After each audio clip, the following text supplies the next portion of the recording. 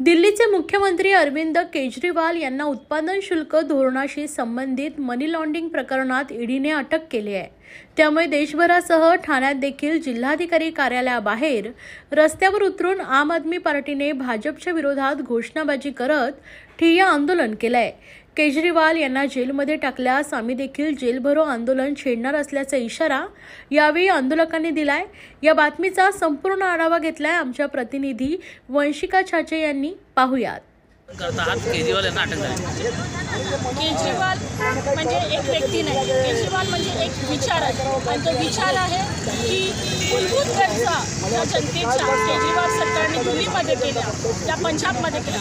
अरविंद केजरीवाल जेव्हा 3 वेळा दिल्ली जिंकून आले तर ती 2 कोटी लोकांसाठी वीज, पाणी आणि महिलांची सुरक्षा, विजेचं 75% विजेचं बिल हा शून्य, बऱ्याचशा भ्रष्टाचारामुळे आम आदमी पार्टी ही ओळखल्या जाते। तिचा भ्रष्टाचार हा शून्य झालेला, तिचे जो कर्मचारी होता जो भ्रष्ट होता, लोकांकडून पैसे घेत होता आणि त्याच्यामुळे त्यांचे कामं होत होते। अरविंद केजरीवाल सरकारने हे पूर्ण त्या दिल्ली राज्यामध्ये केले। त्याच राज्यामध्ये करताना त्यांनी पंजाबमध्ये सुद्धा केलेले आहे। पंजाबमध्ये आणि दिल्लीची जी क्रांती पाहून जनतेला विश्वास झाला की अरविंद केजरीवालच हा जनतेचा एकमेव नेता आहे।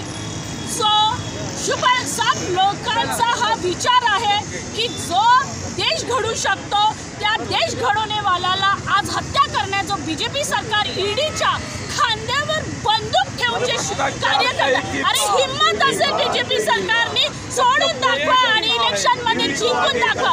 अरे आज कोणाला घाबरतच असेल तर आम आदमी पार्टी अरविंद केजरीवालला तो आवाज आहे जनतेचा आणि जनतेचा आवाज कधीही कोणी हत्या करू शकणार नाही। म्हणून महिलांनी, इथल्या नागरिकांनी महाराष्ट्रामध्ये जसे ईडी लागले आणि त्यांच्या बीजेपीच्या आतमध्ये घुसून म्हणजे आता मांडीला भांडी घेऊन बसलेले आहे अजित पवार, नारायण राणे, अजून कोणी एकनाथ शिंदे, खोके सरकार। अरे होश में और होश मध्ये येणारे तुम्हाला निवडणुकीमध्ये नाही, तुम्हाला आम आदमी पार्टीचे कार्यकर्ता नाही निवडून देणार ना। ही आम आदमी पार्टीची लढाई नाही आहे, ही देशातल्या प्रत्येक नागरिकाची आहे आणि बीजेपीच्या विरोधात आहे। लक्षात ठेवा देशवासींनो, आज पक्षाचा नाही मुख्यमंत्री गेला, देशाचा राजधानीचा मुख्यमंत्री गेला आणि देशाची राजधानी दिल्लीच्या मुख्यमंत्रीला अशी हालत करने वाले जी ईडी आणि ते ईडी षडयंत्र चालवणे वाले ते बीजेपी सरकार। अरे हे बीजेपी सरकार कोणाचं आहे? तुमच्यासाठी काय केलेलं आहे? तुमच्यासाठी शिक्षण केलेलं आहे, तुमच्या महिलांना सुरक्षित ठेवलेलं, तुम्हाला पाणी सुविधा दिल्या, विजेचं दिलेलं आहे, मुलांना शिक्षण, आरोग्य दिलेलं आहे। काय केलेलं आहे त्यांनी? तुम्हाला लक्षात ठेवायला पण इथं परत आहे बीजेपी सरकार आलं तर लोकशाही राहणार नाही। जर लोकशाही टिकवायची असेल तर असा सच्चा इमानदार व्यक्तीच्या लढाई जो उभे राहा आणि या बीजेपीच्या विरोधात, तानेशाही करणे वाल्याच्या विरोधात आज रस्त्यावरची लढाई तुम्ही स्वतः निर्माण करा। ही आम आदमी पार्टीची लढाई नाही आहे, ही जनतेची आहे, हे मी आजच्या याच्यानुसार सांगते। धन्यवाद।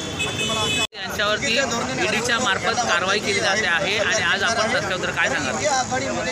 भारतीय जनता पक्ष आणि ईडीकडे आतापर्यंत कुठचेही पुरावे नाही आहेत आणि म्हणून 9 नोटिसेस पाठवल्या।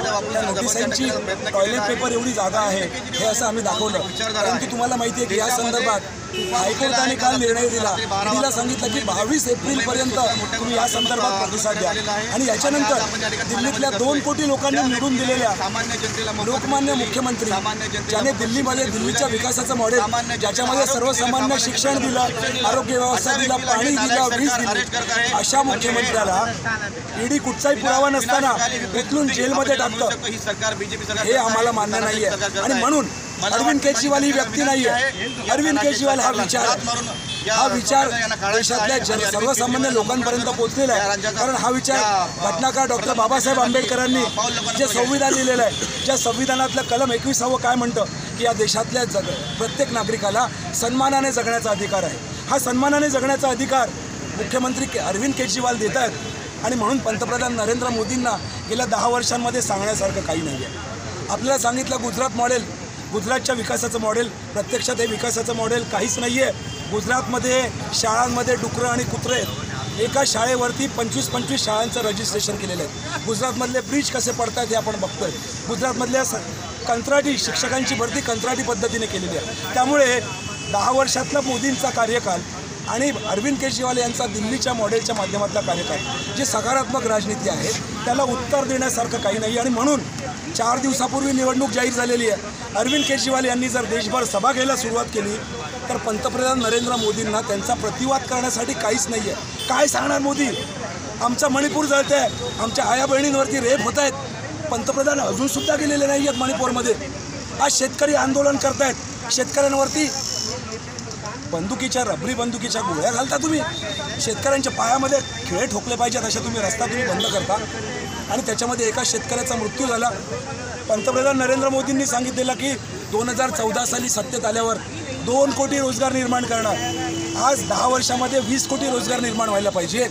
याचं उत्तर नरेंद्र मोदींकडे नाही आहे. आज जनतेमध्ये कुठच्या तोंडाने जाणार आणि सांगणार की मी गेल्या 10 वर्षामध्ये 20 कोटी नोकऱ्या केल्या, परंतु ज्या नोकऱ्या होत्या त्या नोकऱ्या सुद्धा गेलेल्या आहेत. आज सर्वसामान्य माणसांमध्ये मोदी सरकारच्या विरोधात प्रचंड रोष आहे आणि ह्या असंतोषाचे जनक म्हणून अरविंद केजरीवाल जर प्रचाराला लागले तर पंतप्रधान नरेंद्र मोदी भारतीय जनता पक्षाचा सुपडा साफ होईल.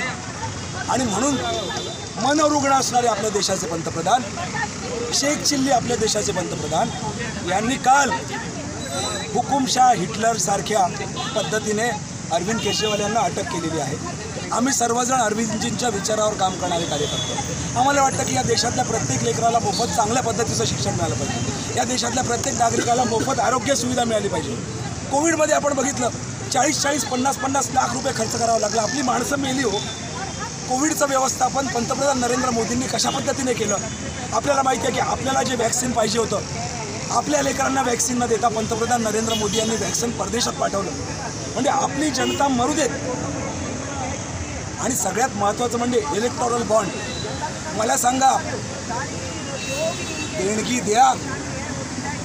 द्या आणि भ्रष्टाचार करायला मोकळे व्हा. गाईचं मटण विकणाऱ्या कंपनीने सुद्धा भारतीय जनता पक्षाला इलेक्टोरल बॉन्डच्या माध्यमातून देणग्या दिलेल्या आहेत. म्हणजे एका ठिकाणी सांगायचं गोमाता बचाव, दुसऱ्या बाजूला कसायांकडनं पैसे घेतलेले आहेत यांनी. हे कसं काय मान्य होईल आपल्याला? त्यामुळे पंतप्रधान नरेंद्र मोदी आणि भारतीय जनता पक्षाची उलटी गिनती सुरू झालेली आहे आणि त्यांच्या पायाखालची वाळू हादरलेली आहे पूर्णपणे. तर पराभव स्पष्ट दिसल्यानंतर जेव्हा हुकुमशाह, आपण जर जगाचा इतिहास बघितला असेल तर हुकुमशाह जेव्हा घाबरतो, त्याला पराभव दिसतो, त्यावेळेस तो अशी हिंसक कृती करतो. आणि या हिंसक कृतीच्या माध्यमातून मोदींनी हे केलेलं आहे. आम्ही आज देशभरात सगळ्या भारतीय जनता पक्षाच्या कार्यालयावरती, जिल्हाधिकाऱ्यांच्या कचेऱ्यावरती, शहरांमध्ये सर्व इंडिया आघाडीचे घटक, सर्व कार्यकर्ते एकत्र येऊन आम्ही ह्या घटनेचा निषेध करतो आहे. आणि जोपर्यंत आम्हाला न्याय मिळत नाही तोपर्यंत हे आंदोलन चालेल. जनता 2024च्या लोकसभा निवडणुकीमध्ये पंतप्रधान नरेंद्र मोदींना पदच्युत केल्याशिवाय राहणार नाही. तोपर्यंत हे आंदोलन आमचं देशभर.